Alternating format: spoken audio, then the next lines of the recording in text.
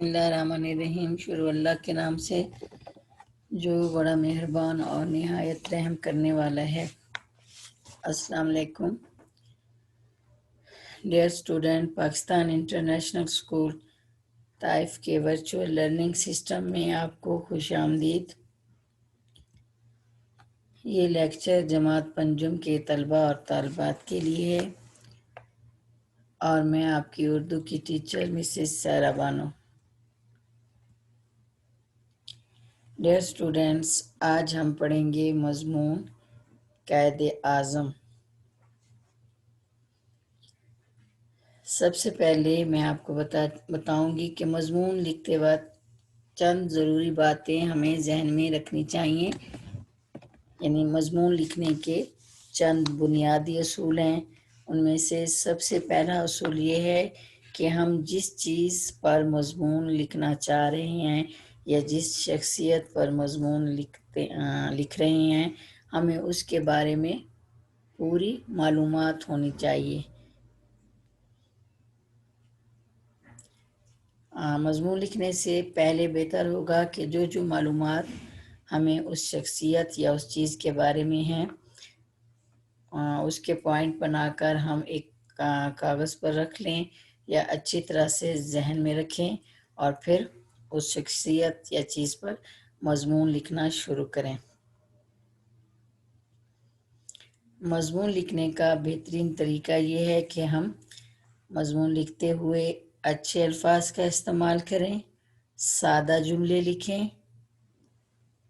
यानी जुमला, हमारे मज़मून का जो जुमला है वो सादा, आसान और बा मकसद हो।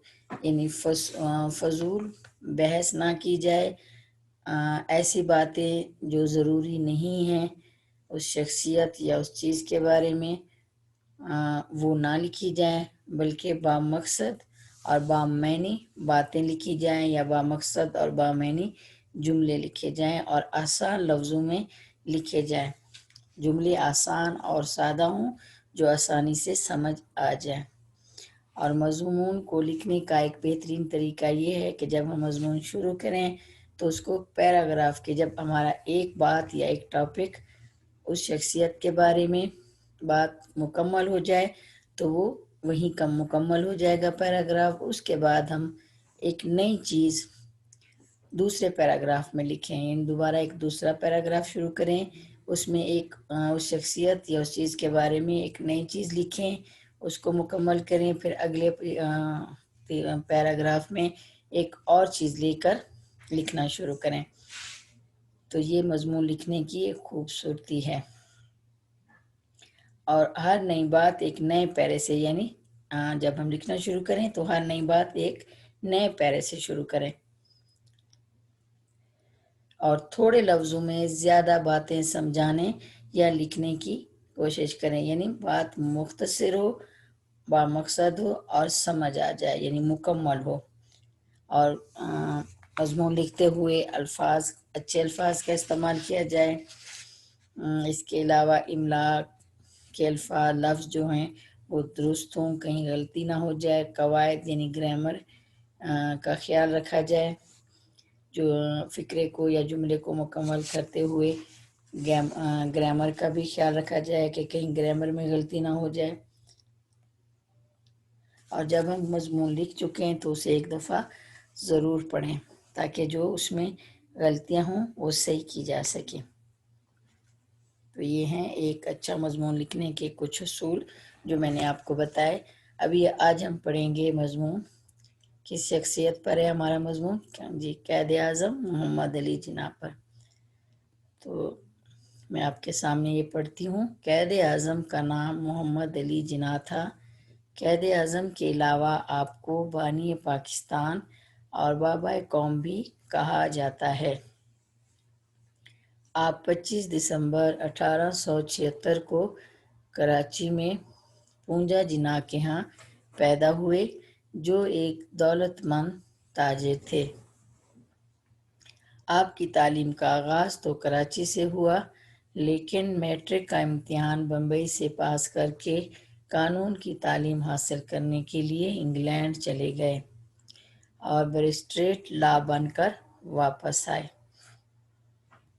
انگلستان سے واپس آ کر آپ نے وکالت شروع کی، پھر اسے چھوڑ کر مجسٹریٹ مقرر ہوئے، لیکن جلد ہی ملازمت کو خیر بات کہہ کر دوبارہ وکالت کرنے لگے اور دیکھتے ہی دیکھتے اس میدان میں اپنی قابلیت کا سکہ جما دیا۔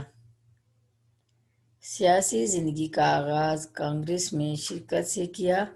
آزادی کی خاطر ہندو مسلم اتحاد کے آپ زبردست حامی تھے، لیکن رفتہ رفتہ کانگریس کے بارے میں آپ کو یہ یقین ہو گیا کہ اس کے نزدیک ہندوستان کی آزادی ہندو اکثریت کی آزادی ہے، جو مسلمانوں کو غلام بنا کر رکھنا چاہے گی۔ چنانچہ آپ کانگریس سے الگ ہو گئے۔ مسلمانوں کو کانگریس کے خطرناک ارادوں سے آگاہ کرنے کے لیے آپ مسلم لیگ میں شامل ہو گئے اور اس کی تنظیم نو کا بیڑا اٹھایا۔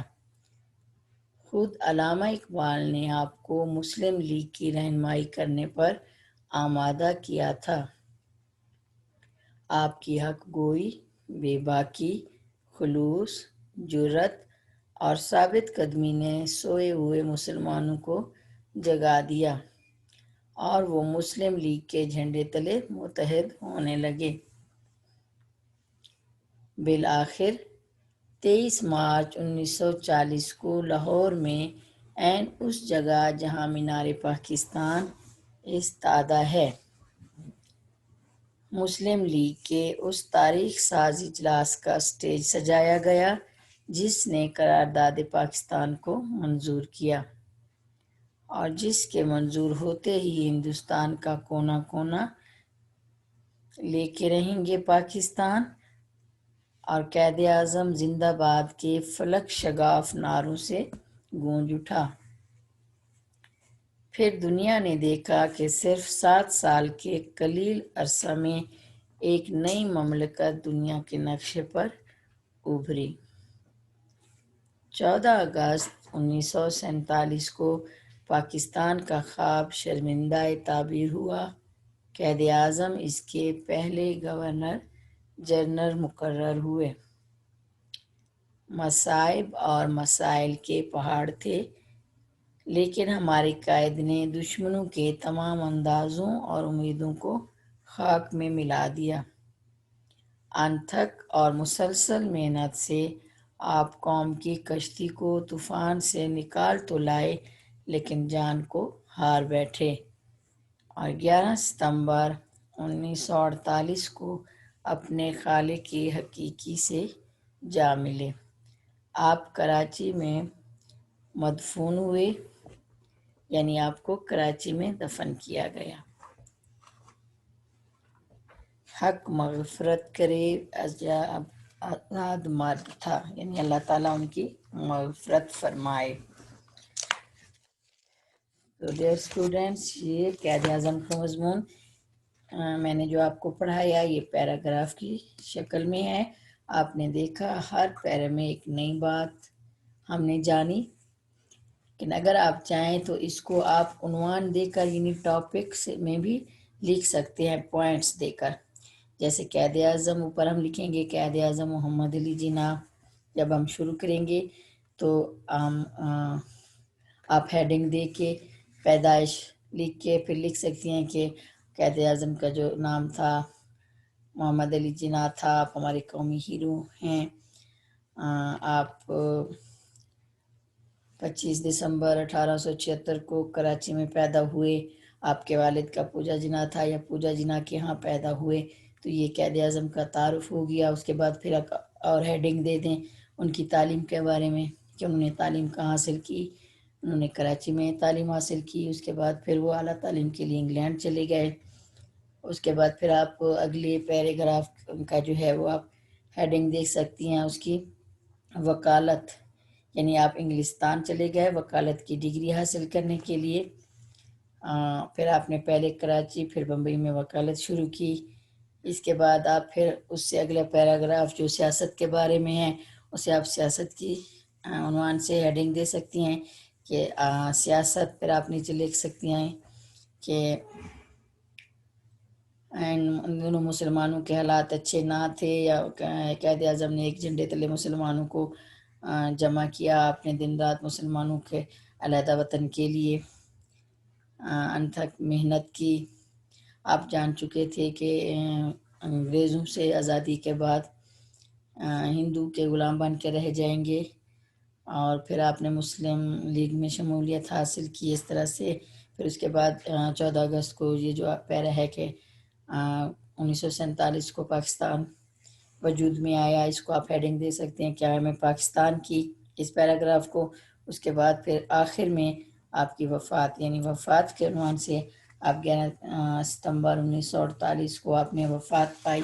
آپ کا مزار کراچی میں ہے، اللہ تعالیٰ آپ کی مغفرت فرمائے وغیرہ وغیرہ۔ یعنی آپ اس طرح سے یعنی اوپر ہیڈنگ دے کے ٹاپک میں بھی لکھ سکتی ہیں، اور اس طرح پیراگراف کے صورت میں بھی لکھ سکتے ہیں۔ امید ہے آپ کو اچھی طرح سے ہو گیا ہوگا، قائد اعظم کے بارے میں معلومات بھی ہو گئی ہوگی، اور یہ مضمون کس طرح لکھتے ہیں یہ بھی آپ جان چکے ہوں گے۔ اس کے بعد ہم پڑھتے ہیں گرامر کا سوال۔ اسم ضمیر۔ اسم ضمیر، اسم ضمیر کیا ہے؟ اسم ضمیر کی تعریف: وہ اسم جو کلام میں کسی دوسرے اسم کی جگہ لایا جائے، یا وہ اسم جو کلام میں کسی دوسرے اسم کی بجائے بولا جائے، کیا کہلاتا ہے؟ اسم ضمیر کہلاتا ہے۔ یعنی اسم ضمیر کی تعریف کیا ہے؟ وہ اسم جو کلام میں یعنی بولنے میں کسی دوسرے اسم کی بجائے لایا جائے یا کسی دوسرے اسم کی جگہ بولا جائے، اسم ضمیر کہلاتا ہے۔ مثال کے طور پر ہم لکھتے ہیں کہ احمد نے ناشتہ کیا، احمد سکول چلا گیا۔ احمد نے ناشتہ کیا اور احمد سکول چلا گیا۔ اس جملے میں ہم نے احمد کو 2 دفعہ بولا، یعنی ایک لفظ کو یا ایک اسم کو ہم نے 2 دفعہ ریپیٹ کیا، جو سننے میں اور پڑھنے میں بھی اچھا نہیں لگتا۔ تو جب ہم اس میں اسم ضمیر کا استعمال کریں گے تو ہم لکھیں گے کہ احمد نے ناشتہ کیا اور وہ اسکول چلا گیا۔ اب دوبارہ مطلب احمد نے ناشتہ کیا اور وہ اسکول چلا گیا، دوبارہ احمد لکھنے کی بجائے ہم نے لکھا وہ اسکول چلا گیا، تو اس میں وہ کیا ہے؟ اسم ضمیر ہے۔ یعنی احمد کی جگہ پر جب ہم نے وہ استعمال کیا تو وہ اسم ضمیر ہوا۔ اسی طرح ہے جیسے شازیہ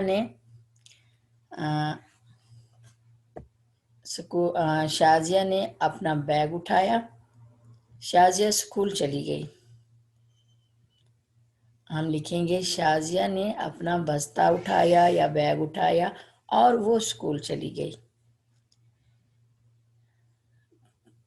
مطلب وہ جو ہے وہ اسم ضمیر ہے، ہم نے اسے اسم کی جگہ جو وہ استعمال کیا وہ اسم ضمیر کے معنی میں آئے گا۔ سادہ سی اس کی تعریف ہے، امید ہے آپ نے اس کی تعریف اچھی طرح سے سمجھ لی ہوگی۔ یعنی ایسا کرنے سے ایک تو جملے میں خوبصورتی آ جاتی ہے، کسی نام کو بار بار دہرانا نہیں پڑتا، بلکہ اس کی اسم کی جگہ یعنی اس کی نام کی جگہ پر ہم جب ضمیر کا استعمال کرتے ہیں تو وہ اسم ضمیری جملہ کہلاتا ہے۔ اور اگر دیکھا جائے تو جب ہم کسی مثال کے طور پر آج ہم نے جیسے پڑھا قائد اعظم کے بارے میں، قائد اعظم محمد علی جناح کراچی میں پیدا ہوئے۔ قائد اعظم نے کراچی میں ابتدائی تعلیم حاصل کی۔ قائد اعظم اعلیٰ تعلیم کے لیے انگلینڈ چلے گئے۔ قائد اعظم پوجا جناح کے یہاں پیدا ہوئے۔ بار بار ہم قائد اعظم جب لکھیں گے نہ یہ لکھنے میں اچھا لگتا ہے نہ ہمیں یہ پڑھنے میں، اس لیے جب ہم پہلی دفعہ لکھیں گے کہ قائد اعظم محمد علی جناح کراچی میں پیدا ہوئے، وہ پوجا جناح کے یہاں پیدا ہوئے، انہوں نے ابتدائی تعلیم کراچی میں حاصل کی، پھر وہ انگلینڈ چلے گئے۔ اب اس میں وہ، انہوں، انہیں وغیرہ اسم ضمیر ہیں۔ اسٹوڈینٹس، امید ہے اس ضمیر کی تعریف اچھی طرح سے آپ نے سمجھ لی ہوگی۔ اب یہ آپ اپنی کاپیوں میں خوش خط لکھیں، یہ آپ کا گھر کا کام ہے۔ اگلے لیکچر کے ساتھ پھر ملیں گے۔ اللہ حافظ۔